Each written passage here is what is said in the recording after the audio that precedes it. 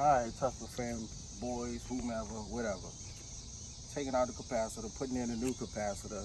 I just lost my battery because two wires on the actual speaker was touching, so it actually burnt my battery up real fast. So I'm gonna show you the capacitor I'm changing to. And I already took the battery out, hooked it up already. Over here. Check this out, come over here.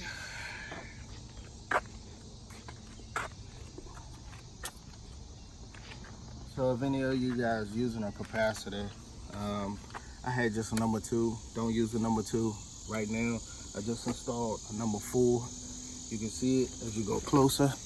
Go closer in there, you can see the capacitor. It's much, much bigger.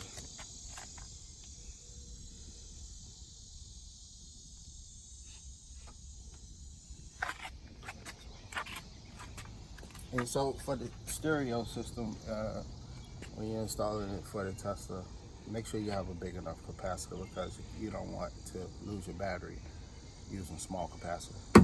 All right, that's it. I'll give you more update later.